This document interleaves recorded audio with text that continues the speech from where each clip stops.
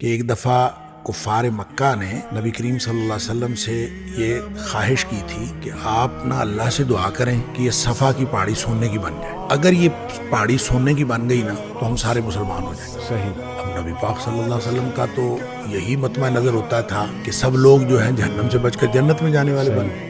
لہٰذا آپ نے فوراً اللہ سے دعا کر دی کہ یا اللہ صفا کی پہاڑی سونے کی بنا دے. اس پر پھر ایک فرشتہ آیا اور اس نے آ کے نبی کریم صلی اللہ علیہ وسلم سے کہا کہ ان اللہ تعالیٰ یقرأ السلام، اللہ تعالیٰ آپ کو سلام کہتے ہیں اور اللہ تعالیٰ آپ سے یہ کہتے ہیں کہ اے حبیب صلی اللہ علیہ وسلم اگر آپ چاہتے ہیں تو میں یہ صفا کی پہاڑی سونے کی بنا دیتا ہوں. لیکن ایک بات یاد رکھیں، سونے کی پہاڑی بن جانے کے بعد بھی اگر کسی نے کفر کیا تو اس کو میں وہ عذاب کروں گا جو میں نے جہنم میں کبھی عذاب نہیں کیا ہو. یعنی معجزہ مانگ کر لینے کے بعد پھر بھی اگر کوئی شخص ایمان نہ لائے تو پھر اس کے اوپر تو شدید ترین عذاب آتا ہے. اور اللہ تعالیٰ دوسرا آپشن یہ دیتا ہے وَإِن شِئْتَ، اے حبیب صلی اللہ علیہ وسلم اگر آپ چاہیں تو پھر یہ سونے کی پہاڑی نہ لیں، میں ان کے لیے واپسی اور رحمت کا دروازہ کھلا رکھتا ہوں.